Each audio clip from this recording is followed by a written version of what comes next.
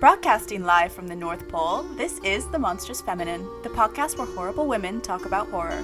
My name's Louisa, and I'm joined by my fellow evil elves, Mila, Tyia, and Zeba.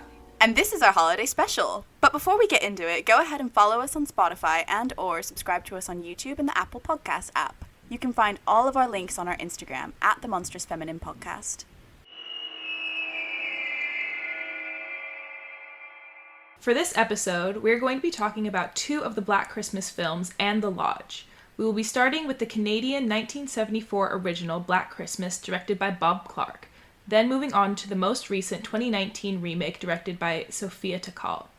Lastly, we'll be discussing the 2019 film The Lodge, directed by Veronica Franz and Severin Fiala. We will discuss how the representation of women in these Black Christmas movies has changed through the decades by comparing the original with the latest remake. We will also be diving into the psychological and gaslighting elements of horror in The Lodge. Go spike your eggnog or hot chocolate and grab a seat because we have quite a treat. Enjoy!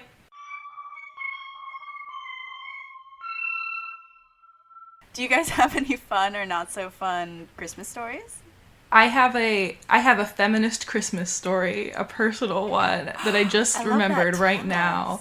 Okay, so when I was small, imagine it. All I wanted was an easy bake oven for Christmas, and I was like, if it's those. The only thing I put on my list, my mom has to get me an easy bake oven. It is the absolute law. So I put it on my list. I wrote it to Santa. I did left the cookies, did everything I was supposed to do. I came down in the morning, my little tiny feet, and I saw a box the size of an easy bake oven, and I ran down and I ripped it open, and it was fucking Legos, and I was crying, and my mom goes, "We don't cook for men in this house," and I have never recovered. I kind of love your mom, though. Yeah. I still want an easy bake oven though, and I don't use the real oven. My friend had one and it was really good, and whenever I went over and we used it, it was like, this is like wealth, you know what I mean? Mm-hmm. How long did you guys believe in Santa Claus? I'm a gullible, really gullible person. Like, if you tell me something's true and gaslight me enough into it, easy prey. So, I believed until Santa, I think until I was like 12. Like, I was old. And I remember when I found out, I was like devastated. Because I was like, there's no magic in the world. And I was old as well. So it's like a hard time to like swallow that pill. And then I was like crying. Because my mom also told me like everything didn't exist. Like no tooth fairy, no Easter bunny, nothing. And I was like crying. And I was like, well, at least there's leprechauns. And she was like, there are no leprechauns either. That's part of the deal. Why would you want there to be leprechauns? Because my mom used to celebrate... She used to go out, like, all out on holidays. Like, every single one of these mythical creatures would give me a present. Like, nothing major. Like, not every holiday would be like Christmas. But, like, they'd get me, like, a little something. So I was like, well, at least there's leprechauns. And she was like, no, babe. You idiot child. Like, no. There definitely is magic, though, if that helps. Thank you. I learned that as I got older again. I was like, okay, magic exists in different ways, but not in the way that I thought. Did your mum raise you with any sort of religion? No. My dad went to Catholic school, and he said the way to ensure that somebody is not Catholic is to make them go to Catholic school. I attest to this. Yeah, bless your heart and soul. I grew up in the South, so I had to be religious. I think in America, you kind of have vague Christian ideals. Like, vaguely, I guess I would have been Christian, but I never, like, strongly believed in anything. And I then decided I was atheist, or not atheist, but, like, agnostic, more spiritual pretty early on. I also wasn't raised with a religion from either of my parents, but my mum, she's Italian, and so by default Catholic. I was aware of the idea of God also through primary school, and actually, as I realised Father Christmas wasn't real, then I made the leap to a higher being. But I had no, like, resentment towards that. Moved on with my life. You guys are so lucky. You had a childhood of, like, believing Santa Claus was real, but I think I was, like, maybe 7 when I was like, nah, Santa Claus isn't real, because my mom was a single parent, so we would just go Christmas shopping with her because she had nowhere else to take us. Uh-huh. So we would just go Christmas shopping with her and see the presents, and then she would like try to hide them and say that she didn't get them after we watched her get them. It just wasn't really a believable backstory. So I did not really have a time where I believed in Santa Claus. But yeah, I was raised with religion. I remember when I was Well, I don't remember it, but when I popped out the womb, they like threw some holy water on me. It was like, okay, she can go into hell. And I got baptized again like 2 more times. Thank you everyone who has followed our new TikTok account.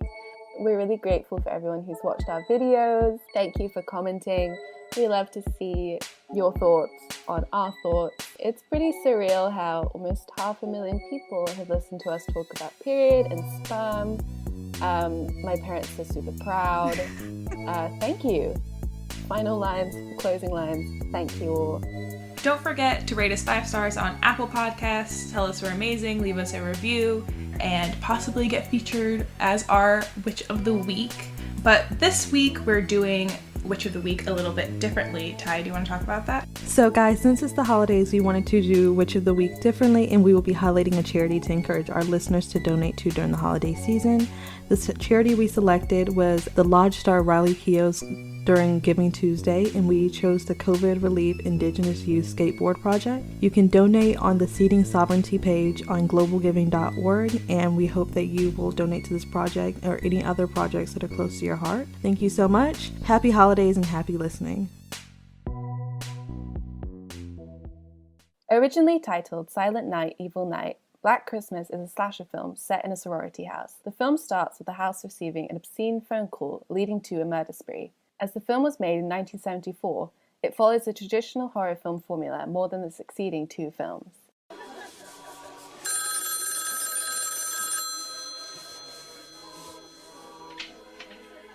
Hello? Hello? Hello? Hey, quiet! It's him again! The Mona!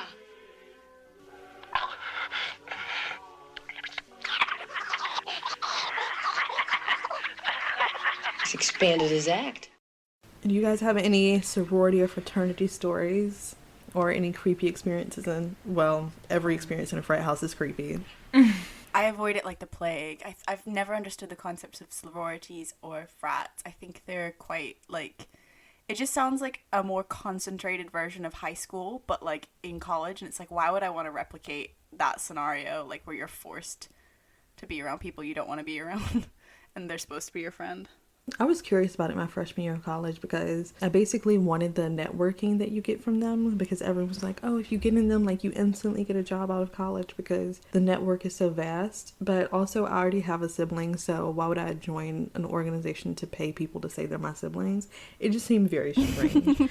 I mean, you gotta pay, and the dues are like quite expensive as well, so it's just a no. I have no, I guess, bad things to say about sororities because I haven't been in one. Maybe they're cool. Fraternities, I could trash. Like, I think they're pretty open about their shittiness. My only experience of, like, sororities is that Twitter video meme that was circulating where it's, like, all of them clapping and the doors open, and then South Park parodied it.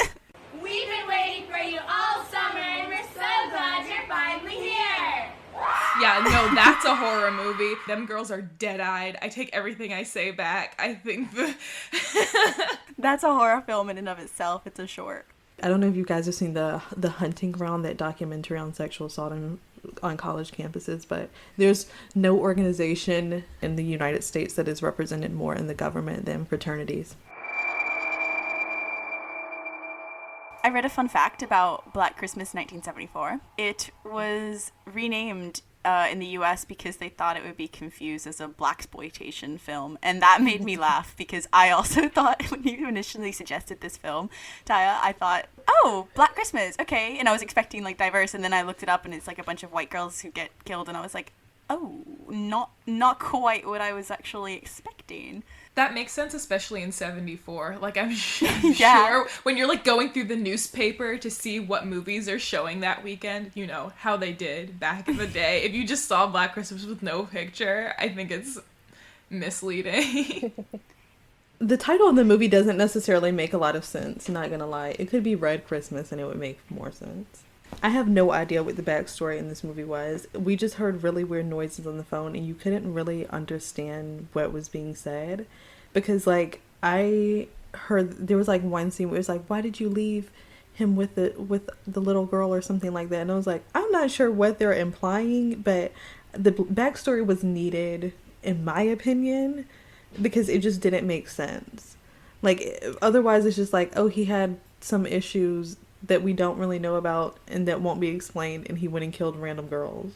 But that's why I understand the impulse for the director of Halloween to, like, add backstory to that character, because, like, all we know is probably escape from a mental institution. The same way that the ending is so up in the air, I think the backstory being up in the air was meant to, like, add to the horror, in that, like, you can fill in what you think is the scariest version of how this came to be. Yeah, I actually I liked the fact that we didn't have too much about the killer. Olivia Hussey said in an interview that they used different men to film the murderer, I guess to, like, keep up with the mystique, and that the director said that they used a combination of 5 different actors' voices for the calls. And she thought it was scarier not to know the killer's identity, which I think I kind of agree with. But she thinks that modern horrors give away too much, like they focus too much on backstory, which I do agree with that point. I see, like, how you would be, like, not lost, but, like, wanting to have more backstory. I thought it was influenced by Psycho just because of, like, the broad Freudian sort of breakdowns that he seems to have on the phone call, and that, like, peephole scene where you, like, only see his eye reminded me of, like, when the guy in Psycho's, like, watching Marianne through the wall. So because of that, I kind of didn't need a backstory. I was like, oh, it's just another white guy. But you know how in a similar way, I think it was you, Mila, who said in Ep 7 with Hush that it's sometimes scarier not to know about the killer? I feel that way here, too. Like, it's scarier just to know that this is random creep who we don't know anything about has got in and is killing women. Like, so I don't think I really needed a backstory for him. The character is really represented and very animalistic. Heavy breathing, the way he enters the house at the beginning, climbs up the wall, and he really is portrayed like a predator. And I think even I read that he's credited as the Prowler. He doesn't even have a name apart from Billy, which he speaks himself. Like, nothing is given to this character in terms of rationalizations for the way he is. He's simply like a chaotic, violent, perverse killer. I was also, like, making the link to Hush in my head simply because I feel like Hush also did the same thing where you don't know why the killer's doing what they're doing, and it's just a random guy who is violent and perverse and everything. But the difference that I think makes Hush better than this movie is you don't get any sort of crumb that makes you think, well, what do you mean by these random phone calls? It's just he shows up at the house. We know he's a random psycho killer and who's violent against women and who is motivated to kill this woman for no explicable reason. But with the phone calls, I think it makes some odd attempt at a backstory that you just don't get fleshed out, so the viewer is automatically curious to why the phone calls are taking place and what's being said on the phone calls, when in actuality what's being said has absolutely no link to what happens in the movie or any purpose at all. So getting the phone calls doesn't make sense.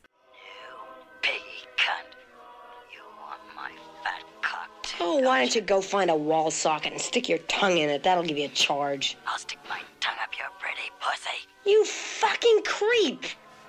I'm going to kill you. I thought, like, that was back in the day when we were under the impression that the biggest threat to women was the anonymous stranger. It's somebody who's gonna, like, mug you in an alley, somebody who's gonna, like, creep up in the night.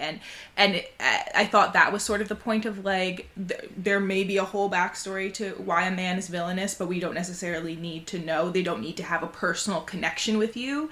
And then I'm always bringing it back to the remake because I'm so disappointed in the things that they could have done with the remake that they didn't do. And that, so in an updated version, it should be that we are no longer afraid of the anonymous killer alone. It should be the person who knows you intimately. It's your boyfriend, it's your teacher, it's your whoever.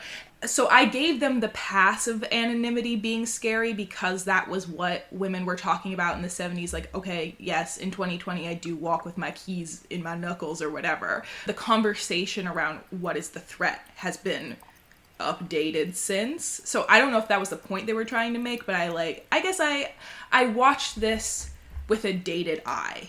Another movie where they do, like, the anonymous killers, like When a Stranger Calls, which is one of the things that the lore that they kind of based this movie off of. Not When a Stranger Calls, but the babysitter getting the phone call.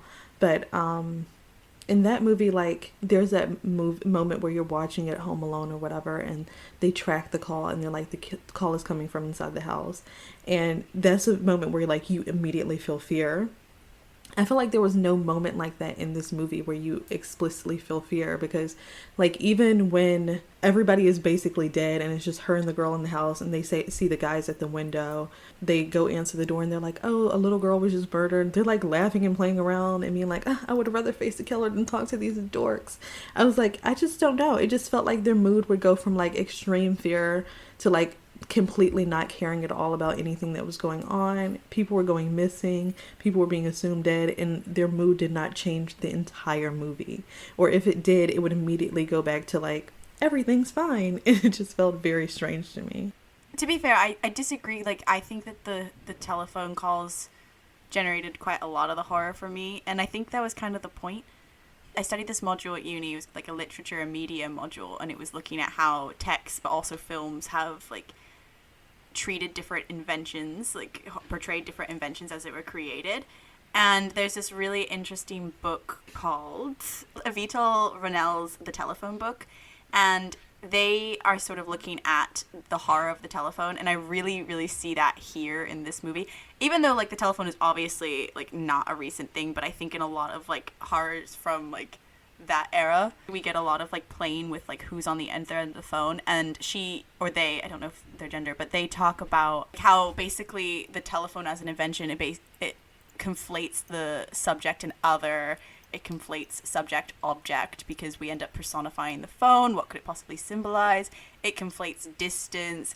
It kind of leads to a lot of like psychological reevaluations of like time, space, personhood. So I think that this film is kind of playing on that moment as well that we see in a lot of horror. So in the 70s, I think early 70s, I want to say like 72, 73, there was a landmark case about obscene phone calls, like right before this movie was made. And that subpoena that allowed them to access the phone records is the reason that police can access our metadata now. So they never updated it. So like the police went back in the day when the technology was such that they had to like tap into the phone, and like one police officer's in your house and like one's in the station and one person's outside, that like triangulation of the call before cell phones. They never really had to do that before obscene phone call reports were starting to come in. To me, this was also like a groundbreaking like look at surveillance, because I don't know if the movie did this because that case happened in the early 70s, and then also by 76 abortion is legal in the US. So there was a lot of bubbling during this time that I think that like the phone was a really interesting technology, especially the way police are portrayed in this, because they're like fucking useful, and I don't think that necessarily would be the case. Because imagine even now you call the police saying I'm being harassed, somebody's calling me repeatedly, they wouldn't take you seriously. Zeba, you mentioned the fear of the anonymous caller being prominent in this film, whereas in the remake, well, we would have hoped they would have like developed on the assailant being somebody that you know and very close to you. Do you think maybe that the boyfriend, Kita, could have maybe been like a sort of glimpse of that, because he is also portrayed as overbearing, creepy with the phone tapping? I was like blown away by how they used to do it. What? Running around? The effort that it takes. I don't know if they were trying to add like that whole like saga of like trying to get the tapping to work or trying to trace the call to work, if that was feeding into their portrayal of police as incompetent, Zeba. Or you made that point, like was that like trying to say, was it like technology's hard, or maybe that wasn't really a point? No, I was saying that the police were portrayed as more competent than in other horror movies in this one. Do you think? I feel like, yeah. In that section, yeah, I agree. The fact that they were running around was like an issue of the technology. It was not an issue of their incompetence. True. But what I was saying is like, how useful are police when you call them for obscene phone calls? Really? Really? Are they going to take it seriously? And in this, I think they took it more seriously than they would in real life or perhaps another movie. They do, because it's not like, I was kind of floored when watching it thinking, oh, not much has changed, like when it comes to stalking, like in terms of like the guy at the desk. I think the front guy desk who brushes it off is very realistic and would happen again today. And I think that's one thing, again, the remake did kind of well. They had that security guard who brushes it off on the same basis. I was like, yeah, because that's still consistent. No one takes, like, police literally tell you, like, there's nothing we can do about this until they actually enter your house. Like, so that kind of floored me, that consistency. But in terms of, like, police incompetency, the ending for me was really, like, an unbelievable degree of, like, I'm not one who likes law enforcement, but I simply could not buy the ending, like leaving a victim who also just committed murder, whether or not you think the guy that she killed was the killer or not. Like, you're gonna leave this victim, someone who just killed someone, who's in shock, who's pregnant, sedated, alone in a house where you know the killer came from inside. You haven't even done a full sweep because they didn't check the attic. I couldn't understand. I was like, I don't see, even in like 70s, I don't see protocol allowing that. I feel like this movie, I don't know. I don't know if I felt like it was explicitly feminist, because, like, to me, the fact that all of the sorority sisters, whether it is or not a true representation of what college girls are like, because I've been in college and yeah, people are like that, but all of them being like very open about their sexuality, and her being pregnant, to me almost felt like they were using it as justification for there not to be a final girl. And that's almost why the police left her there. Like, would they have taken her if she wasn't pregnant, if she wasn't, I guess, unclean by horror movie standards? Also, like, the way that when people were dying, it was just like very moany and almost sexual sounding. There were just parts in this movie that I just found hard to believe. I think the abortion plot definitely did have something to do with the fact that abortion was a big topic in the 70s. But I don't know if it was necessarily to, like, advocate for women's rights, or if it was just done as a plot choice. Because I feel like even though she's, like, fighting back against her boyfriend, and when she, like, talks to the cop about it, and he's like, "Are you pregnant? What baby is he talking about?" The cop almost sounds like he's judging her for her choices. And I don't know if it felt like anyone was really standing with her. Like, in the remake, I would argue you can explicitly tell that they were making a decision to make all the characters feminist. But in this one, I don't think you get that same idea. I just think she's a young woman who does have autonomy over her body and her choice, but it doesn't seem like the filmmakers themselves made that decision to advocate for women to have that choice. I guess it feels a little bit like the Rosemary's Baby, where you couldn't tell if, like, the husband marital rape scene was done as a commentary, like, or just as a commentary, or just to include it because it's timely, or just to include it. I personally kind of thought maybe it's more like they're not necessarily trying to have a take on it either way. Maybe they're more just trying to show a juxtaposition of, like, Christmastime, to do with, like, the title, like, this is Black Christmas, so instead of the birth of Jesus, we're gonna have a character who's getting an abortion. Like, I agree with you. I couldn't decide if it was trying to be progressive about abortion or not, so I think maybe it was just to, like, parallel the birth of Jesus. I'm not arguing that it, like, did it well. I think it did it with the intention of, like, having feminist characters. Not that the movie itself is feminist. I feel like there's more depth to these characters than the ones in the remake, and just because the ones in the remake tell me they're feminist with their mouths out loud, like, it didn't, like, resonate with me in the same way. I think, yeah, maybe if you consider it within the context of the 70s, Zeba, I think you said, like, 70s feminism. Actually, in a sense, this film portrays women in kind of like a way that certainly you didn't see very much of within the 70s and 80s. If you look at, like, sex comedies, Bob Clark also directed those Porky's movies, that sort of, like, hypersexualized sex comedies. And you see that in a bit with the character. I don't remember her name. The fellatio character. That's the only way I can she's Barb. remember. I love Barb. Barb Barb yeah. was babe. You see that kind of, like, that hypersexuality, the wittiness. She seems aged beyond her years, not in, like, a creepy, like, let's age up minors type way, but in, like, a sort of, she's quite, like, cool and laid back and in touch with her sexuality. I thought that was quite cool. Speaking of aging up, can we talk about how Halloween, which is sort of like, people consider it the unofficial sequel to Black Christmas, because Bob Clark once said in an interview that he had spoken to John Carpenter about, like, what would my thoughts be if I was to ever do a Black Christmas sequel? And he said, I would have it I would call it Halloween, and I have it be about a killer who escapes from an asylum and targets an old, like, sorority house. And Clark apparently does not think that Carpenter ripped him off in any way. I think differently. But I think differently. But I guess, like, because the script came to Carpenter already, like, from about something else, so he doesn't think that it was plagiarized. I was just like, sounds a little suspicious to me. But I thought it was an interesting point that in Halloween, like, whereas Clark and other screenwriters added in to the Black Christmas script that they're college students specifically, like, he even added in lines about, like, for example, on mentalfloss.com, an article says that Clark really wanted to, like, emphasize the adultness of the college students, whereas Halloween, which is kind of interesting because it's later, kind of, I think, goes back on that, and it goes back to high school and, like, sexualizing high school women. Like, the ideal would be, like you said, Tyia, not to necessarily sexualize any women, but I think it's kind of disappointing that it went back in time to sexualize underage women in the Halloween sort of version. I was reading on Twitter where someone was like, yeah, I pitched a show to Network about people in college, like, having pretty much the same sort of lifestyle of partying and everything. And they were like, oh, no, that doesn't sell. It has to be high schoolers. Like, people find that more interesting. I don't know why that is, but I also think it probably has something to do with, like, when they had that study a few years ago where, like, one of the most popular categories of pornography was teen, even though it's not, like, explicitly teens in the porn. It's adult film actors acting as teens. It's still just, like, the fact that people really are interested in that genre reflects something about our society on a larger scale, and their infatuation with sexualizing underage people, which is extremely disgusting and problematic. And I think that needs to be talked about in the film industry more, because they do it a lot in horror films.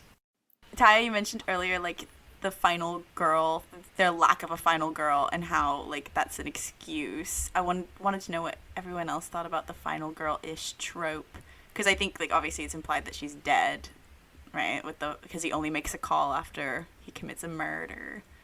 Do you think it's, like, not very feminist? I thought it was kind of shocking scene, like, to imply that she's dead, seeing as we know she's pregnant. I think that was kind of, like, really playing on, like, horror for America. I quite liked it. Yeah? You liked it? Cool. I know it's heavily suggested that she is then also killed, but I like the ambiguity, because I guess the film plays with ambiguity a lot in the killer's motives, so maybe that's, like, a fitting end. Some parts of the film feel really, like, almost campy to me, because they have those, like, zany characters with the house mother, and it's a funny film. So I think in a way I didn't feel too, like, robbed of a clear-cut ending, because I just sort of had fun with the whole film. I just had fun. I'm here for a good time, not a long time.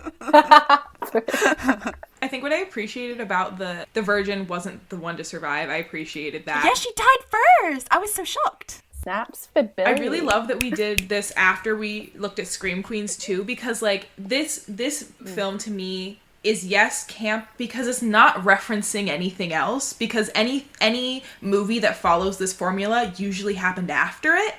From the 80s onwards, slashers were a reference to things that happened in this, especially, like, Call Coming from the House, and, like, the Anonymous Killer, and, like, it's girls screaming, like, all of that. But I appreciate that this was the originator and yet didn't follow any of the tropes.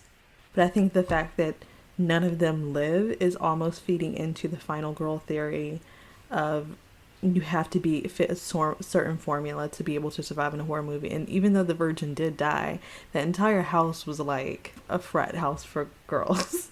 You mean a sorority? It was like everyone was partying. Even the house mother, like, didn't care, and she's like, you expect me to keep your daughters, like, pure and stuff at college, while she smokes a cigarette and, like, makes fun of the girl's dad.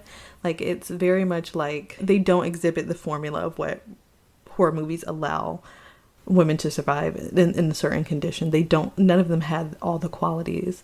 And also I thought it was interesting, I think Olivia Hussey did this movie after the Romeo and Juliet movie, and in Romeo and Juliet people kind of, like, painted her as, like, a picture of, like, innocence and like, innocent youthful beauty. And so in this movie where they have her playing someone who's about to get an abortion, I wondered if that was an intentional choice, because the infatuation with her and the nation after that movie of being like the peak of innocent beauty, I wondered if that was an intentional choice.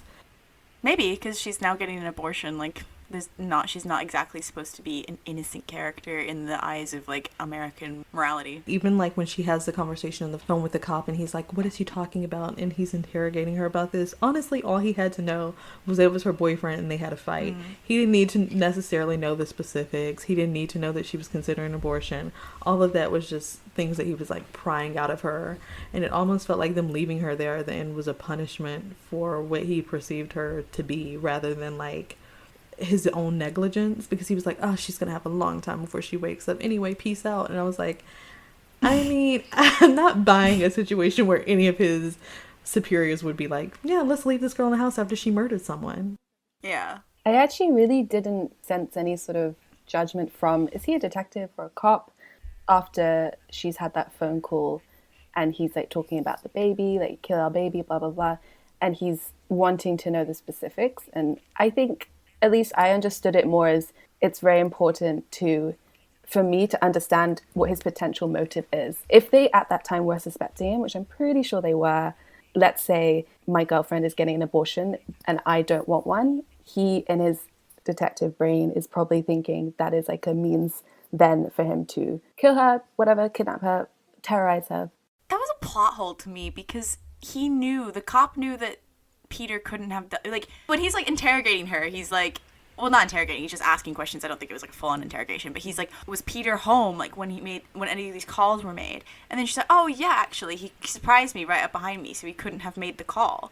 And she says it while on the phone to the cop, and yet the cop still pushes the Peter did it narrative, and I don't know why. Like, I get why she, in her, like, really, like, she's being attacked state of mind, would, like, turn on her boyfriend, even though she, like I get how her logic kind of forgot that it couldn't be Peter because he was there behind her, because she's, like, being terrorized, and she saw him be, like, kind of sus when he found out about the abortion anyway, and, like, hit the tree with that bat, or what, he, like, punched the tree, I don't know what he did, but she saw him be a little bit, like, physical and aggressive, so I can kind of see how she made that own leap in her own mind, and she was paranoid. But I don't understand why the cop was still like, and all the cops were like, well, case wrapped, we're not going to sweep the attic, but Peter did it. I thought that they thought that she was in on it. Not by the end, but I thought at some point they thought that she was a part of things and that she was lying and giving him an alibi. Even worse, they really shouldn't have left her in the house. Yeah, she was the killer. She just killed someone. You can't just leave her there. You're right. It is plot holey, and I think if you're watching it too critically, then that spoils it.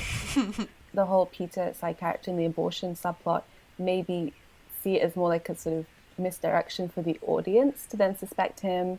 Maybe then it's like more satisfying. I think we're all too smart as an audience in this era, because we watch so many like serial killers. Oh, I thought you meant us exclusively. No, Mila, I do think you're a genius, but honey, I don't mean you right now. Yeah, we've seen so many serial killer, like, TV shows, true crime, like, detective shows, that we, like, any sort of Easter egg you give us, like her saying, oh, he was behind me on the call, so it couldn't have been him, we're like, okay, so it's not him. Like, we've ruled it out. That's all you have to be good at when making a horror movie, is making sure your Easter eggs are tight.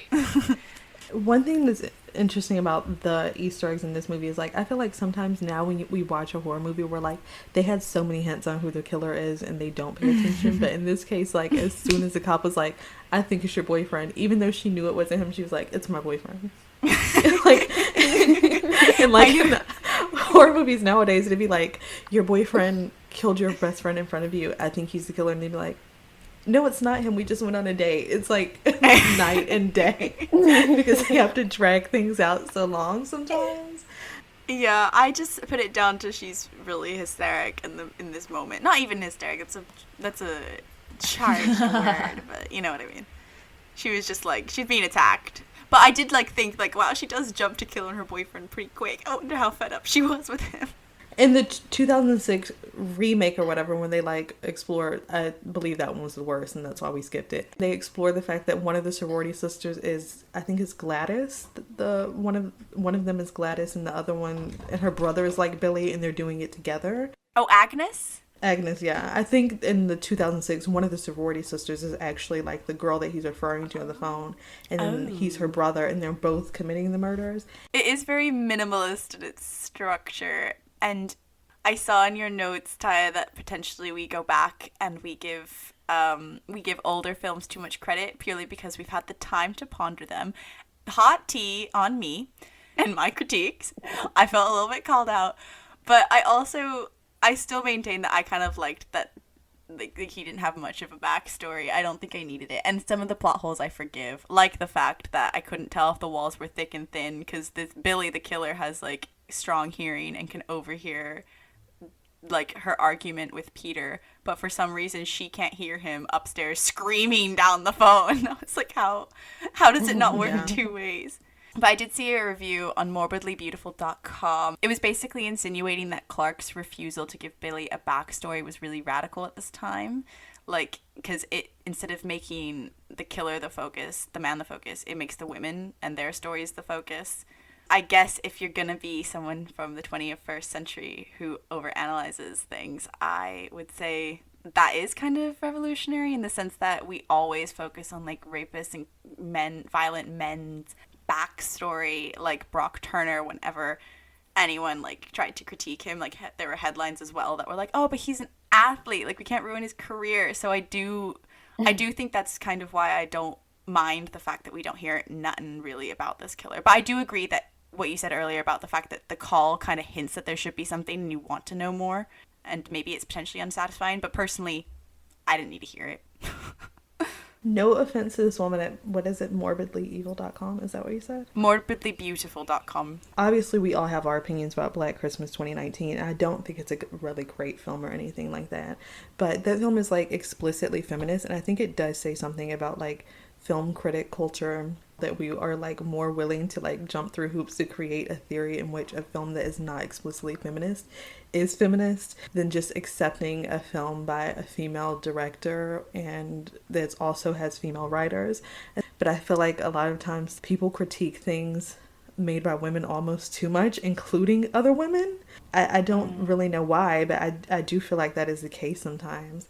I'm definitely I jumped on the bandwagon of this film. I love it, and I had more guys. Stop. For the record, I love it too. Oh gosh.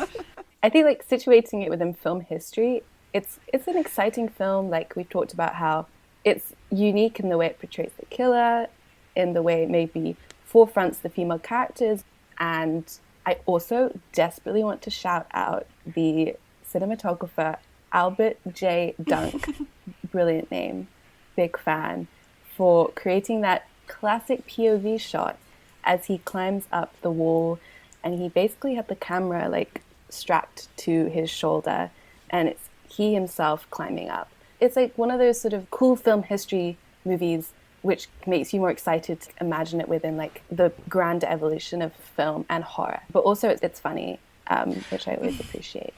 I actually watched the remake first and then watched the original and was that much more angry than watching the original, because all those moments, Tyia, that you're picking up on of like, oh, why are they moaning? Why this still feels like the male gaze? This still feels like there could have been a critique made here. They just weren't made in most instances in the remake, and I think that's what like frustrates me about it, is because it is, Mila, what you're saying, this like juicy little nugget of film history that there were a lot of things that could have been done with it that just weren't, and I'm bummed.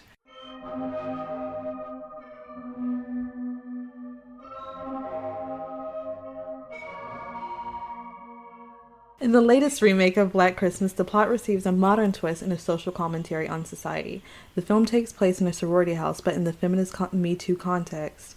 Riley, a sorority member, deals with the aftermath of her sexual assault and the lack of punishment towards the popular frat boy who assaulted her. The sororities on campus start to see members go missing one by one before a misogynistic murder spree ensues on campus. Up in the frat house, me and you, and we know what I'm there to do. We're drinking and kissing, and what comes next? You and I have sex, but ho, ho, ho, I didn't know. Ho, ho, ho, I didn't know. Up in the frat house, there's one true fact, and that is that I got attacked. I watched this film and then proceeded to laugh for on and off for about 45 minutes. I could not help it. It was it works so well as a comedy. I don't think it's meant to be obviously a comedic horror, but it is. It's like, to me, a feminist parody movie. It does not come across as a genuine feminist film. It comes across as like ironically, if I didn't know, I would think this was a guy who was trying to like, I know this is a bad term, but feminazi, I'm gonna like write from like their perspective. This is what they all think of men. And I thought it was like funny to like see, I wouldn't want to see that movie, but I thought it was funny to see that mocked here, because I was like, I can't believe. And then when you know that it's actually not supposed to be like that it was written to be genuine, I was just like, that's what generated the humor for me, like how far down it fell from like what it was trying to do and then what it actually did. You're right, Zeba, like it just very much disappointed me. I think the movie did some things very badly, and I do agree with Zeba. I was disappointed in where it went, because I feel like the first one wasn't like a complete shit bomb of male gaze and problematic things. I felt like it was okay in that terms, but there were still some points that should have been critiqued. But in this one, I feel like it was as if someone basically took the ideal of feminism but didn't take the time to apply what a feminist movie would actually be, and they just were like, oh, let's make it set in Me Too, let's make it about a sexual assault on campus, let's critique frat culture, but nothing was happening in terms of character development. So none of the characters were really fleshed out. Like, we know Riley works at a coffee shop and she was sexually assaulted, and that's it. And she's in a sorority. That's the only thing we know about her. We don't know like her hobbies, and we don't even see like the friendships between the sorority sisters fleshed out or their dynamic, because the murder starts so quickly, and then there's other sorority houses involved as well, so it kind of, the going back and forth between houses is also a bit confusing. It just felt a little underbaked. I was trying to explain to my friend today the strange experience of enduring this film, and I think we settled on like, the script feels like it was written by an AI robot that was fed sort of like the equivalent of live, laugh, love feminism. Yeah, my notes say it's a wine mom in one of those pussy hats from 2017. Even consider for 1 second that any of what they were saying was a good or like valid point, because I was so upset with the script, because I think women so rarely get to write their films, of course also direct. They could have, okay, we can say this over and over, they could have done so much, blah, blah, blah.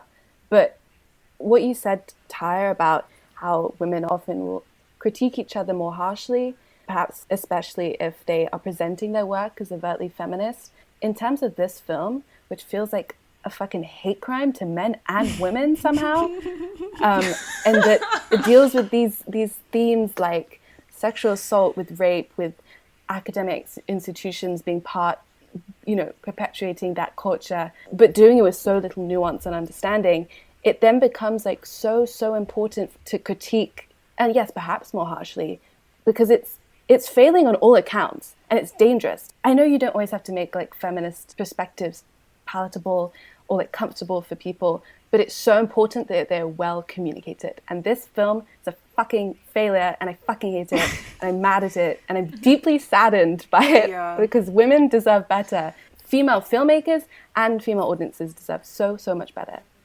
And I'm sorry for being harsh. Sorry. I did agree. I was just going to say, this film is one big woke signal. I can't remember who said it earlier, but it takes more to be feminist than to just say you're feminist. Like, I think you have to show us by doing. So I think the fact that there's a line from somebody saying, I'm trying to fight the white supremacist patriarchy, it's like, you don't have to tell me that that's what you're doing.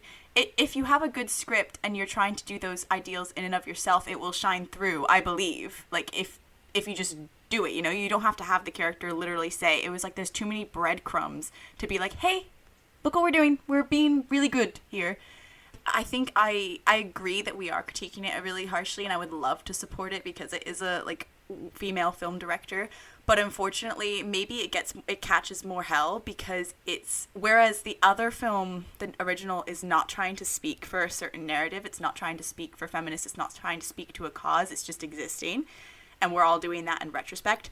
this film's like, I'm going to speak for you, like I'm going to speak for feminists, and then when it gets it so wrong, that's why I get even more angry, because I'm like, but you're claiming to speak for me, but you're saying things that are really against like my ideals. Like honestly, the one thing that I really hated it, and I thought it was so unrelatable, and I was like, if any of my friends pulled this shit, we'd be done instantly. But the part where the friend's like, I thought you were a fighter, when she's trying to convince her to do a musical performance for her rapist.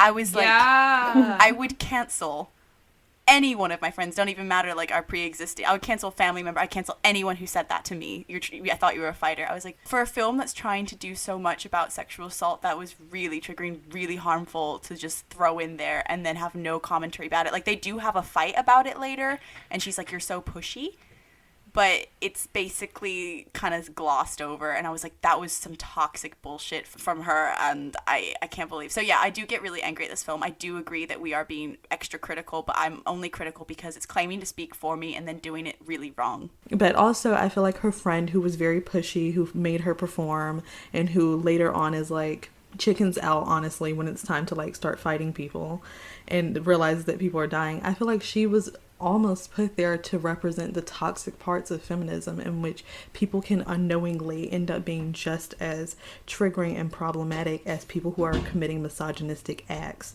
And just like the girl was put there who was their sister, but the entire time she was working covertly to help the men and stealing their items and undermining them, thinking that her supporting the patriarchy would save her. I think the characters may not have been given identities, but I think some of them were intentionally placed there to make you question aspects of femininity and feminism. And I think that's why the pushy girl was there. And then there's even the consent aspect of her posting the video online of the performance without her consent. And she's like, well, you don't have to deal with the backlash. It's going to be all towards me. And you posted this without my consent. It could have been done better for sure, but I don't think this movie is a complete shit show of like trying to manipulate women into thinking it's speaking for them. I don't get that at all. I think they did what they wanted to do with this movie. It wasn't done super well. A shit show hate crime that is dangerous. I don't know.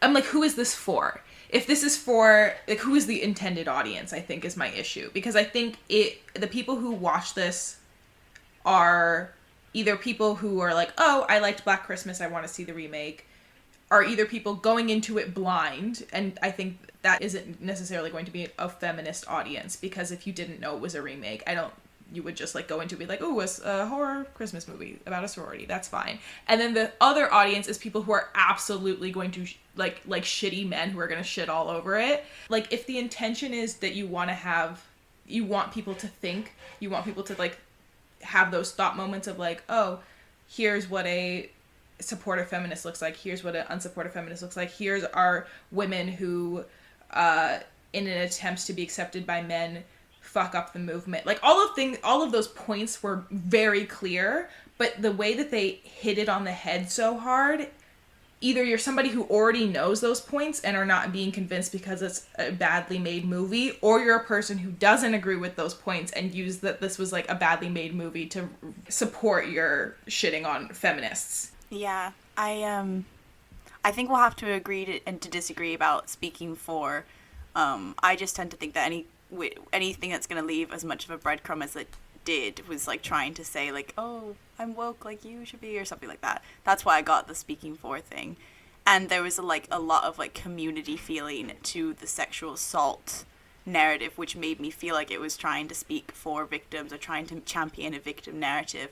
And then when it did things really wrong, I was like, ooh, you gotta be so careful with that, with the handling of that kind of narrative. That's kind of more where I was like, less a point, it is a point about feminism, but more a point about like rape culture and victimhood, that part. I also agree, like, maybe it could be good to have different feminists, like, here's like something that, like, that's a really great point to make about, oh, how you could be so into something you end up becoming what you hate in that one character. But I don't think, because like we mentioned before, the characterization's so poor that for me it wasn't delivered. Like, I didn't really get that she was meant to be an example of a different type of feminism. I just kind of, because then they all kind of vaguely resolve their issues because the killings start and there's no time, and then they all become back into sisterhood in a way that didn't seem believable for me. I didn't realize until you mentioned the rape narrative, actually what induced so much rage in me with this film, and I think it is that not only is it messy and chaotic, but the introduction of that rape narrative is handled so poorly and it feels like such a severe injustice. You have helped me pinpoint what part of the film really got under my skin. Honestly, I would say the abortion was also a very strange thing to make as a side plot. And her sister's response to it was pretty shitty as well, and forcing her to do the performance. But there's also, I think, at play here, there are parts that I think they did well. Some parts of it, and the performance in front of the fraternity and calling them out in such a public way was almost like cathartic to see. But the part of the movie that annoyed me was actually the fact that they basically made like the black guy who worked at the coffee shop with her like her yuppie. His urge to be with this random white woman was so strong that he broke away from a curse that they gave him to be a misogynist to save her. I thought that was real weird. Jumping off of that, I was also bothered that the black, or mixed probably, girl was the one who like was like the angry feminist who fucked everything up for her friend and was too pushy. That's its own business. But I think I'm now just realizing why the ending in particular, I think is the word you use, Mila, dangerous, is because it makes patriarchy look like a conspiracy. It's like all these crazy feminists think that there's these networks of men and they're working behind the scenes and they're all out to get you, which is true. All of that is true. But when you frame it as this like secret society that's like worshiping a dead founder and they have to get blood samples or whatever, like the magic behind it made it not serious anymore. Master of the dark arts, he left instructions on how to create an army of young men to take our power back. You're all insane. No, not insane, Miss Stone. Simply men. Tired of seeing ourselves falsely accused, our livelihoods threatened, marginalized and belittled, reduced to spectators in our own lives. Upon graduation, our army will venture into courtrooms, boardrooms, and the halls of Congress to set the world right. Fraternities are fucking evil networks that work behind the scenes to fuck up society. That is true. But when you make it this oogie boogie spooky and border it with comedy, that's when it's dangerous, because that's when you can say, oh, look at the feminists and their conspiracies about the white patriarchies everywhere. It took the seriousness out of what is a very actual real thing that exists in the world and affects us. I literally wrote in my notes, this is why men don't take us seriously, because I was like, yeah, exactly that. This is kind of throwing it back, sorry, but I was saying, to articulate Mila's point, it made me angry personally because it was like, it promised, from the offset, it promised to be woke and then ended up being quite triggering in how it handled things. So I think that's why I was angry at it, because of how it was marketed. It, like, I as a viewer let my guard down and then ended up being more triggered than I would have been if I had just, like, from the offset knew what I was getting. Like, if it didn't have that feminist market gleam to it. So I think that's why I hold it even more culpable. To be fair on the director, she was, like, asked to do it in a really quick time frame. Like, maybe they didn't have enough time to handle, like you said, these massive plot points. Like in the previous film it was abortion, in this film it's the rape culture in universities.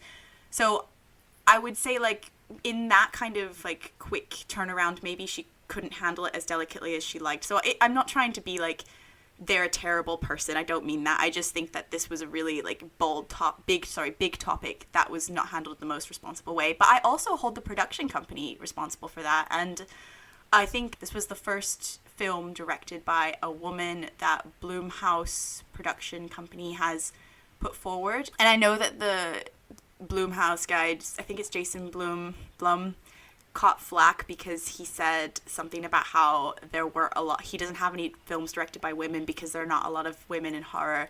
I need to take it back and said that was a stupid comment. But I think, like, this almost feels like a man who's coming under fire, cherry picking a film, and that's marketed as feminist so that he doesn't have to catch any more flack for having made that comment. I don't know the time frame, but even so, I know that even if it was before he made that comment or after, they were probably already getting some critiques about how there's not a lot of women directors. So this felt like a little bit tokenistic for me in terms of women and female directors and feminism. I don't know if, maybe I'm biased, but I feel like this movie would have almost been more nuanced if they changed the character who played Riley to a woman of color. Just because it felt almost like her friends were either oddly gaslighting her or like mammying her, and the stereotypes were just too much. If they would have switched her character and her pushy friend's character, the movie almost would have worked a lot better, to be honest, just because they made her friend such a walking stereotype of like her going through extremes of being an angry black woman and then a mammy. And there was absolutely no in between. Like when they were in the house fighting the frat guys on steroids, whatever, when they're fighting the super villainous frat boys injected with venom, and she would like go through extreme lengths to save Riley, but Riley was almost letting her get killed every time. And so I guess it was almost payback that she was like, cool, go but break it yourself. I don't know. I did also think that the reason why I put this film under so much scrutiny is because it's saying I'm trying to fight the white supremacist patriarchy, and I'm like, I'm trying to like critique non-inclusive curriculum, and I'm like, okay, but how are you even doing that within the script? I personally did not catch that one of them was queer, but I'll believe you if you say there was a line about it. I missed it, so I was wondering why there wasn't a queer character. But then I was also like wondering why we had another like only a white feminist central lead. I also thought it would have been better if she was a person of color. And have you seen that? What you're saying makes me think of that. It was again like some tweet, and it was like, oh, Netflix is so diverse, and it was like the diversity in question, and it was a screenshot of all these mixed women, and it's like, I mean, I'm a mixed woman, and it's like, yeah, of course, we're black too, however, we're still black, but there needs to be like dark-skinned women, black women on TV, and I am personally also sick of seeing these roles filled by like a light-skinned woman, and they're like, oh, okay, we've done it, we got our black character. That's why I was also a little bit like, do better to this movie, because like you're claiming to like critique it, but I don't think you're actually doing enough on your own soil. I think they did a great job at showing how white women viewed the Me Too movement, because like in I May Destroy You, when she's rewriting her book and she's talking to her publishers and she says like, is it too late to join this tribe called women? I was too busy being poor and black. Honestly, the tribe called women in this movie was almost exclusively like upper middle class white women at a school that seemed like had a pretty high tuition. The rooms were very nicely decorated. Everyone had expensive luggage. The wardrobe was on point. They seemed to not have a care in the world besides the fact that the frat houses were misogynistic and committing sexual assault. That was the only concern in the movie. And then the subplot of her wanting to critique the curriculum being white. It would have been nice if they threw in some of the authors that she wanted to add to the curriculum, add any more substance to the movie, maybe add Asian characters, add more black characters. But it was a movie that was overwhelmingly white, and I think there were 2 mixed girls in the movie and then 1 mixed boy who was ready to simp for the white girl. Can we talk about good old Landon? So many like on the nose, like Landon walks in and I'm like, oh, here's Landon, our good old like black guy is gonna be the redeeming act of all men, like not all men, like he's our sweetheart, and he's wearing glasses, of course, because nice guys wear glasses. That's another thing. I was like, oh god. So there were some stereotypes that it definitely still like perpetuated while it was trying to combat them, but in terms of Landon at the ending, something that I didn't like about the ending was I didn't like the portrayal of like all men as like these empty vessels that are filled by this supernatural force that is misogyny, because I thought actually that's super unhelpful. And in some of like the sorority stories that we have been discussing, like our real life examples, like it shows that sorority and like rape culture, it's calculating, it's thinking, it's there's a thought process and a logic behind it, and there's a lot of work that goes into gaslighting and covering up these things. So I don't like it being like, if you get too close to this bust, you're gonna get a migraine, your eyes will bleed, you'll become like an unstoppable sexist prick. Because In the same vein that I had a similar critique for The Craft when Chris tries to like sexually assault Sarah and it's because he's under a love spell, I thought this was a similar vein of like, okay, but you're making it so we can't necessarily see them as the villain because they were all under this like influence of this supernatural entity. I basically did not like the supernatural element of misogyny. I thought I understood the point that they were trying to make, that it's like everywhere, it's omnipresent, it's hard to like root out, but I thought like literalizing that as a supernatural horror was actually unhelpful. Zeba like touched on it when you mentioned that whole like cultish fraternity trope turned out to just be like a gimmick on the conspiracy of feminism. It reminded me also of your point from Candyman, of the fact that this sort of possession narrative removes all accountability from this group of men. So they're just like, and in a way, I'm going to throw the film like a bone here. In a way, the idea of it being like a sort of shared mentality and something that infects a group of men could be like a commentary on, you know, toxic masculinity and that like group mentality. I guess that could work if it was executed well. I agree with what you're saying, Mila and Louisa. I do think it kind of erases accountability. I also think they didn't make it clear whether the professor was the origin of like this goo that he was infecting the male students with. I do think people can be radicalized into being right-wing or misogynistic at college, but I also think it's kind of there and it has to be untaught from when you're a child.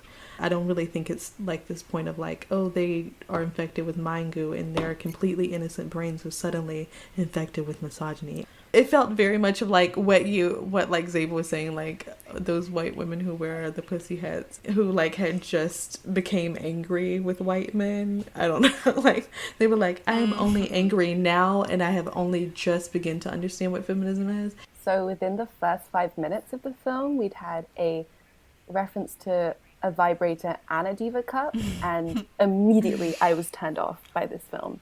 I was like, really? Do you have to like signal any more aggressively that these are women, and why is womanhood only defined by vaginas? What is going on? And it really annoyed me just because it felt, again, like about this sort of like... It's pussy hat feminism, that's all it is. Yeah, it was such an awkward sort of introduction to these characters that, again, makes it seem like it was written by like a disgruntled feminazi who was like, what do women talk about when we're not around? Vibrators and diva cups. Why is he like a bro? I don't know why. Yeah, that was weird. Also that she just like popped in her diva cup. No, it was a pad because she couldn't find her diva cup. Oh my god, I thought she did it really... Okay, one, I was quite impressed, like popping in a diva cup that quickly. But also, we don't do that. But I read an interview that she, from the director who was like, oh, my friend, that I wanted to include that because that's something super realistic. Like, I've had friends who've done that around me. And I was like, who? My friends don't put in I have pads. never had a friend put in a diva cup or a pad around me. If we're already in the bathroom and they're like, hey, pass me a tampon. Yeah, or if we're like drunk and we're already in the bathroom together or something, sure. But I've never like had them just whip out like, pass me a pad. All right, I'm going to do it right here in the middle of your bedroom. Like, also, you can bleed on your carpet. It's not a hallmark of our friendship, you know? I do want to say very quickly that this film has overtaken The Room as my least favorite film we've discussed. And that is saying a lot. And also, speaking of, I know I wasn't a fan of Shane's random British accent, but I did quite enjoy Carrie Elwes's English accent. It was the only entertaining part of this film for me. So thank you, Carrie Elwes. I'm a big fan of The Princess Bride. There's no more protecting you. No, he said, she said what was true. Don't say that this was all my fault, 'cause what you did is called assault. Ho, ho, ho, I didn't know. Ho, ho, ho, I didn't know.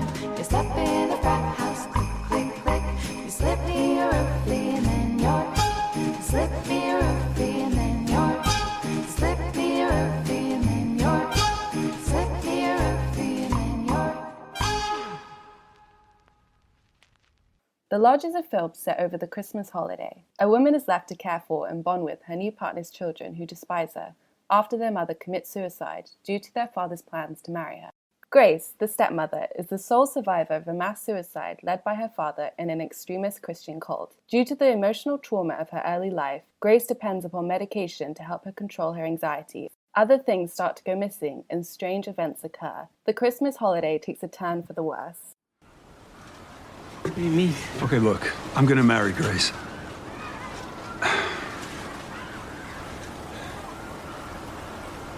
We wanted to tell you tonight. It's all her fault. I'm sorry? I said it's all her fault. What's her fault? What do you mean, what's her fault? What do you mean? You talking about Mom? You left Mom for a psychopath.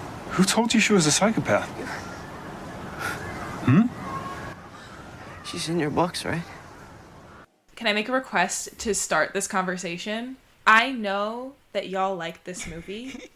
I want you to convince me before I say anything to like it, and then I think I'll be a better conversationalist moving forward. Because I feel like I can be convinced to like it. Right now I don't.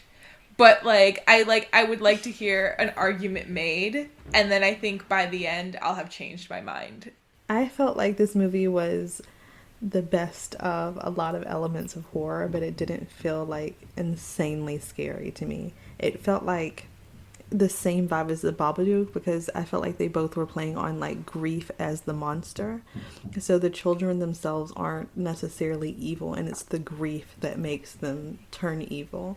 And it's like, even when they realize they drove her to a catatonic state where she's basically only regurgitating what her father had told her, she's the little girl is like, I thought we were only doing this for mommy, like I didn't realize it had real consequences. But also I think in a way that it shows both of their griefs, because she's also grieving as well for the past and all the things that she's been through in this very strange way, as if she doesn't miss her father, and she definitely doesn't miss the cult, but I think inside of her she feels like a guilt for taking their father from their mother and having sex with him and getting married and being happy. I feel like she almost feels guilty and like she doesn't deserve those things. And so it's almost like the children gaslight her into believing that she is indeed evil and she's done these terrible things by saying that they're all dead and they're all stuck in purgatory, and the reason why she can't get to heaven is because she has to atone for things. It felt like a very intricately done movie about grief and religion and guilt all in one as a horror movie, and I really liked it. I thought it was a wild ride, but also very emotional and made me cry several times. It was sad. It did make me cry in the first 10 minutes as I texted you guys. I was like, oh, why am I crying? But I can't take any, so like I cry at anything with film. Like, so if you give me like an orphan child or a dead mom and a child's crying over their dead mom, I will cry. So I'm an easy sell. When they found out their mom is dead and the little girl is crying and screaming she can't get to heaven because she committed suicide, I thought it was interesting that they tried to punish her in the same way by making her believe she could never get to heaven and she was stuck in purgatory. When they realized that the prank went too far and she truly believed they were in purgatory, at that point was only when they realized perhaps what we did was really cruel and our mother wouldn't have wanted us to do this. I think usually when you see children in horror, they don't necessarily use children. It's like in the movie Orphan, where they're like, you think it's a child, but shock, it's an adult who's been looking the same age for 35 years. But in this movie, it was like truly just children motivated by anger and grief. And I think anyone can be driven to do really crazy things by anger and grief. I wanted to talk though about like the children, because I need to be convinced too. I liked the film, I liked the atmosphere of it, I liked the plot, but I wasn't necessarily certain that children would be capable of this degree of gaslighting that they were.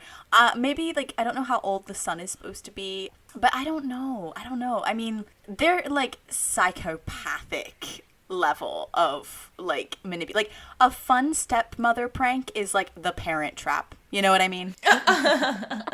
It shocked me because I was like, I don't know. And I spend a lot of time around children in general. Like, I just don't necessarily see this being believable. I like that I did like the ingenuity of like making the child the villain, but I wasn't necessarily convinced that they would be capable of it. Extreme cruelty aside, this is like a bomb-ass prank. But Mila! Yeah. No. Look, hear me out. Great execution. By children, I am somewhat impressed. This was like, I've never seen this kind of planning, this kind of dedication. And in a way, when he then tells her, oh, it's a prank, it's not real, at first I didn't believe him, because I was like, there is no way, not that, okay, later that there's no way that these children could be this horrific and cruel, but then I was like, there's no way these children could pull this off. So there was kind of like a weird plot hole there for me.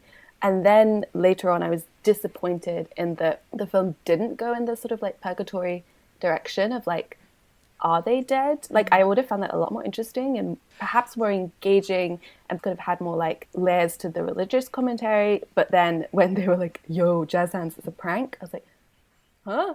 I think I didn't believe them probably longer than you didn't. I think that changed my viewing experience a lot, because like when they hit you with that twist, I was like, absolutely not, fam. I was watching with other people and I was like, why are they lying? Like for another like 20 to 30 minutes into the movie, I was like, why are they lying? Why are they continuing to lie? This is obviously purgatory. And I think I watched it with the anticipation of this being like a supernatural film, like from start to like, I would say 2/3 of the way, and I was like, this is still supernatural. I think I have to rewatch it. The kids didn't necessarily, I don't think they realized what they were doing was wrong, or that... Tyia, are you kidding me? Are you kidding? They took her pills. It's like in their minds, they feel like it's completely justified for the situation. However, I will say it's partially their dad's fault, because why on earth would you ever expect your girlfriend who's had such a traumatic experience to take care of your children that she just met, who also don't like her, in the house that you used to go on vacation with your wife who killed herself? Like, I don't know. It just felt like their father literally didn't care about them at all. Also, when he comes in the house at the end and he's like, Grace, oh my kids. I was like, sir, do you not care about these children at all? I agree about the dad being shitty. I was literally like, 6 months after the mom dies, I was like, nah, you'd have to put this hard on hold for at least a year. And also, a family vacay is the worst way to introduce, like when you're locked in a house and you have no absolute getaway. Like, that's the worst type of like force bonding. But I simply do not believe that the part that I don't believe is that their morality does not kick in until a point which I thought was so irredeemable that I too, Zeba, was also equally as gaslighted as Grace, and I was like, no, they're in purgatory. Because I was like, children know, a 3-year-old, a 2-year-old, dare I say, knows right and wrong. They knew what they were doing was fucked up. I refuse to believe, like, prank gone too far. Nah. Like, the children in this movie do not have the same moral code as I think the viewer has. That's why I think this movie is honestly genius, because the viewer is also gaslighted in the same way that Grace is. And the entire time you're thinking there's no way that they're lying, because they wouldn't do this. This is so immoral if they really are doing this as a prank. And when you realize it is, you're like, so why did they do it? But I think partially part of it was in their mind, they thought it was justified for their mother's murder, for her to feel like she also couldn't get to heaven. She was dead and she couldn't be with their father and her life was over. I think they wanted her to feel the pain that their mother felt when she took her life, and they felt that was justified punishment for her marrying their father. Yeah, I guess I do think, yeah, it is very well done in the fact that if it gaslights the audience. I even remember him packing the bag and thinking, why is he packing buckles? And then I forgot, like, when he hung himself, I was like, oh, he's dead, they're all dead. Like, I forgot about the suspenders. Maybe you're right, that's the point, that you can't assume. It's challenging the viewer's assumptions about, like, innocence and children, and maybe that's quite ingenious. I did like the film. Maybe I have to suspend believability on that because I'm just projecting. I think there is like a way that kids want to like process trauma that sometimes is sort of like communicated in a very cruel, amoral way. I don't know. Here's what I think. I can't watch it as a horror movie. I think I have to watch it as a thriller. And I think if I had gone into it being told it was a thriller, I wouldn't have spent so long trying to deduce, is it paranormal or not? I would have been watching it with a keener eye, I think. I definitely have to rewatch it. Also, when the dad asked the mom for a divorce and she goes and sits at the table and then blows her brains out, I was like, there's never been a more literal form of separation than that. I honestly was not expecting that at the scene. I thought she was going to sign the papers, but instead she killed herself. That was intense. There was absolutely no suspense built. Like, nothing had happened in the movie until that point. Nothing of in any A lot of the emotional critics direction. complain about this movie is that it moves very slow, but I feel like the slowness is almost what makes it like so creepy and scary, and like where you yourself almost feel like you're in the place of Grace in the movie, because it just moves so slow. And then I don't know, maybe because my house is hella cold at the moment, I was like, I am in this cabin, I am in this lodge right now. It felt very real, and like the viewer could imagine themselves in that place. And also I feel like honestly at the end where Grace does snap and she is unable to even process anything and she's completely snapped, I don't even think she's at fault. I mean, I honestly feel like this is a case of you play stupid games, you get stupid prizes. Like, I think they honestly walked themselves into the situation. The only person who was kind of like innocent in this was the dad, but he should have never left his kids with her. But like, neither her nor the children were in an emotional state where they were ready to be together. And I felt like by him asking her that, she almost felt like he was asking her, like, are you ready to be with me and like commit to being with me? And because she like loved this man and wanted to be with him, she took on more than she was willing to take. And I feel like sometimes in relationships that happens in general when people ask you a question that feels like it's coded for something else. Like, are you ready to take on being alone with my kids for the weekend? She's like, well, if I marry him, I'm going to be alone with his kids at some point. He expects me to say yes to this question. If I say no, it means that he can't fully accept me yet in this relationship. And so I felt like him even asking her that when he knew the answer was, my kids hate her, they don't want to be alone with him, I had to beg them to come on this weekend, was irresponsible. I agree, Dad's big trash. I also really agree with the fact that I had a lot of difficulty. Okay, as a disclaimer, I don't want to see violence against children or children be harmed in any way, but I had a lot, and I'm not saying that this ending was satisfying, but it did make me think, like, you play with fire, you get burned. I was like, what? The line that was going through my head was when I watched it was like, well, what did you expect? Like, you triggered this woman with your psychopathic prank, and this is what happens. But I don't think it was satisfying in the same way that, like, if these characters had been adults, then I would have a very similar reaction as I did with Carrie, where it's like, yeah, revenge, yeah, this is what you get, kill them, I want to see them dead. I didn't have a lot of sympathy because I was like, you orchestrated your fate, like you were the author of your own demise here. And I did wonder, like, if they had been adults, like, would I have been rooting for Grace to just shoot them? Probably. Yeah. I think one thing that's interesting is, like, I think that it was a good choice in them not to show what happens at the end.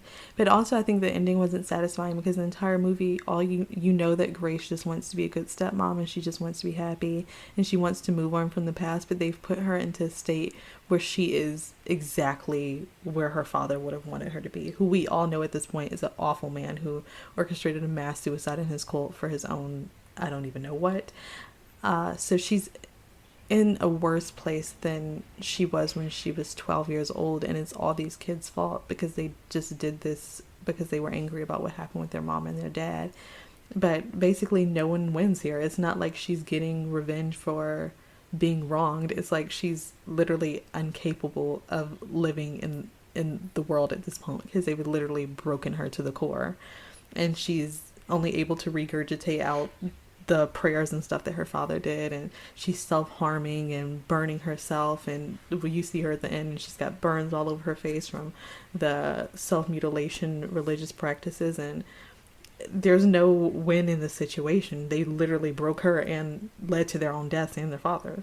Going back to the cult theme, like the pillars of a cult, what really like bugs me about the ending is like she actually could have been deprogrammed. Like, the father's an expert in cults, and I'm sure if he does not know how to deprogram... Oh, no, he did. He deprogrammed her the first time. This mental break that she reaches is not a place that she hasn't been before. I think all the time while waiting for the father to return, I was waiting for, like, the resolution of things. I think that's why the ending... Like, I'm not satisfied, not because... they're children or not children or whatever. I think it's that, yeah, like Tyia, like you were saying, nobody wins. And I think there were scenarios for this to like go a lot of different directions, but in the end I'm like, oh, but they are children, but I don't think they were in their right minds. Like in a way it felt like a possession story, and the way that they tried to like turn the car around when they realize it had gone too far. At the point in the movie where it happens, it's almost the end, and that's why it's sort of like, no, everything could have been different. And I think that's why I'm like satisfied and not satisfied, because I don't see it could go any other way. When the father deprogrammed her, I don't think she was like convinced that she was dead. I think it was just like the religious beliefs that he had to get out of her. But I think it was like part of the problem was they convinced her that everyone was dead, so her actions had no effect on anything. It wasn't like she was actively killing people. She was like, oh, we're already dead, so we just have to kill ourselves in purgatory so we can get to heaven, because that's how we're going to atone. And I was like, if they wouldn't have done that, then it probably wouldn't have had the result that it did. And then also, I want to question the father being obsessed with her father and researching that cult and finding her. Could this be grooming? I don't know. It felt very weird to me. I was like, for him to like latch onto her father's cult, find her, and like somehow get her to fall in love with him and be willing to jump through hoops for him in the same way that she did her father, seemed a little grooming to me. There's also implied I mean, it's obvious anyway, an age gap, right? Like, she's meant to be the younger version of their mom in a way, and I think like that age gap here is really problematic when you're going, like, I don't understand how you could like fall in love with the victim in your report that you're doing. I think that's really problematic here. Also, to throw in daddy's trash storyline narrative that we have going on here, I think it was also implied like heavily that he cheated on his wife with her, because that's like how they ended up like hooking up so fast and getting remarried so fast.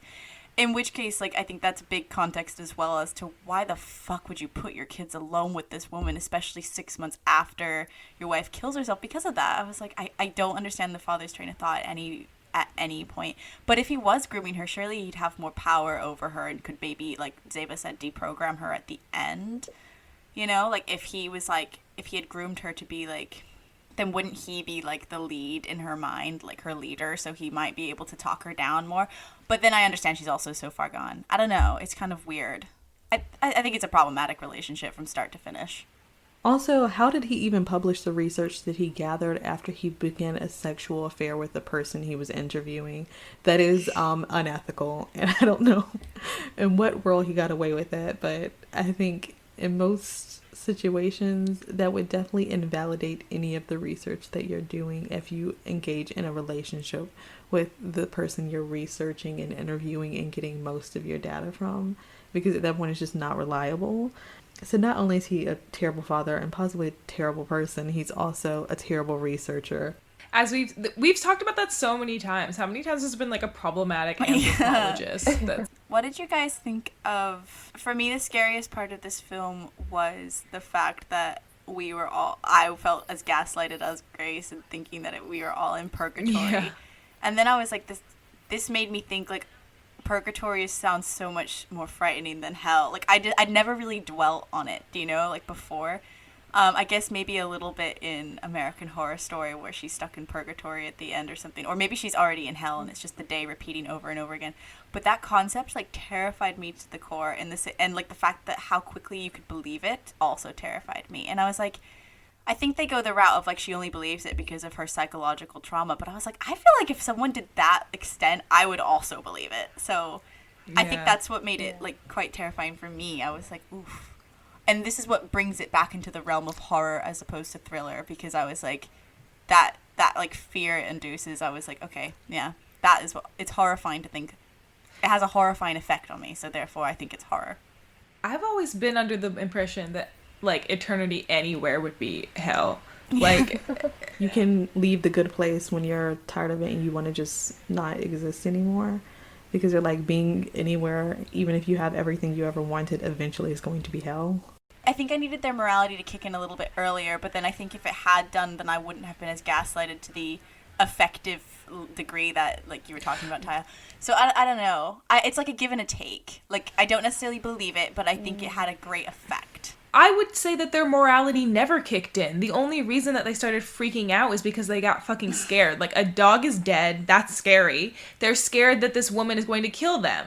At no point did they stop the prank because they were like, we've gone too far, she's upset. The little girl is like, if she stays outside, she's going to freeze to death. So we have to convince her that it's fake so she can come in the house and not die. Excuse me? No, if she died and froze to death, they'd be in trouble. I feel like that is their main concern. I think they're still being like selfish and psycho. We're leaving. I need my pills, and we're just gonna walk to the nearest town and call your dad, and then he's gonna come pick us up. So you have to pack your things. What are you talking about? We can't leave. It's not up for discussion. Look outside, Grace. That's crazy. We don't even have our jackets. We're not going. We'll go alone. You won't make it.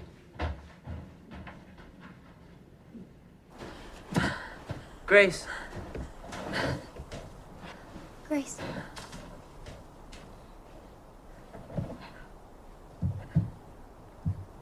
Don't go.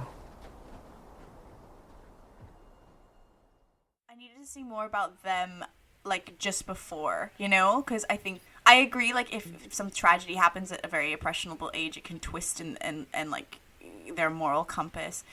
But I feel like there needs to be time for that to take effect. I don't know. I think I just needed to see, like, more of their angst beforehand, and then I could have believed it. Because if I do believe that they're psychopathic children, then I could believe that they would do all of it. I mean, I think to some extent that the dad was also quite religious. Otherwise, I don't think his daughter would have rationalized her mother committing suicide as she can't get to heaven. And being like, she's gonna go to hell because she committed suicide. I was like, that's a lot for a child to know without a parent indoctrinating it in them. So I think to some extent the dad is kind of a reflection of her own father, just in a significantly less extreme version. I think part of it was like he almost was a reflection of her own father, because his kids weren't not religious. Even for him to be a religious scholar researching cults, they still had very intense religious views for children, which I thought was strange, because I would have thought for him to be researching extremist Christian cults, he wouldn't be very extremely religious. But to teach your children that people who commit suicide are going to hell, like, you got to be somewhere on the very religious scale, I think. I mean, they had crosses and stuff in the house. They had, like, iconography in the house. That's what set her off. Like, having those things around bothered her. She, like, is going to look for their father in the town or help, and she sees, like, the ghost of her own father. I thought that was, like, more of an indication of, like, the identity of the fathers kind of overlapping, and also, like, the fact that his grip on her was starting to be stronger to the point where, like, her envisionment of safety was almost like collapsing back into those beliefs, just because that's where the children were driving her.